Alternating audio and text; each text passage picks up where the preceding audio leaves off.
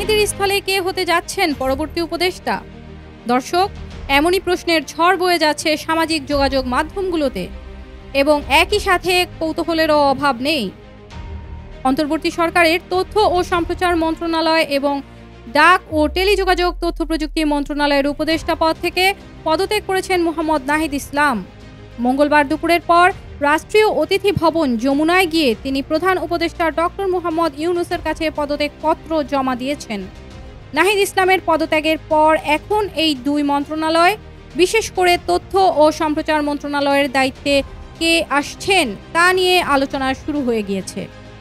সাধারণত উপদেষ্টার পদ শূন্য হলে তাৎক্ষণিকভাবে সে সকল মন্ত্রণালয়ের দায়িত্ব প্রধান উপদেষ্টার কাছে ন্যস্ত হয়ে যায়। তিনি উপদেষ্টাদের দপ্তর বন্টন করে থাকেন।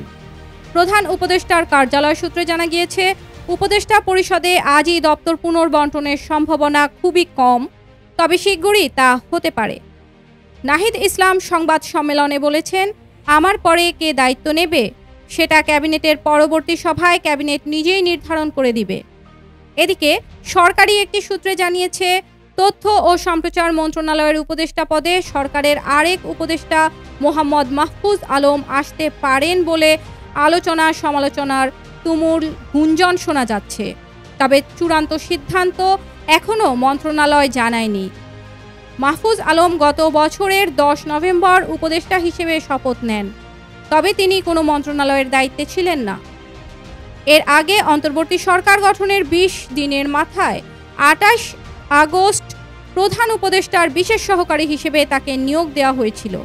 ঢাকা বিশ্ববিদ্যালয়ের আইন বিভাগ থেকে স্নাতক করেছিলেন তিনি।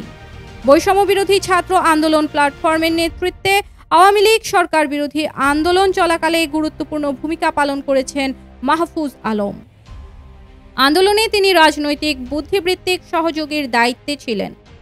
গণ অভ্যুত্থানের পর ছাত্র ও নাগরিক ও অন্তর্বর্তী সরকারের মধ্যে যোগাযোগ রক্ষার জন্য গঠিত বৈষম্য বিরোধী ছাত্র আন্দোলনের লিয়াজু কমিটির সমন্বয়ক হিসেবে তিনি দায়িত্বপ্রাপ্ত ছিলেন।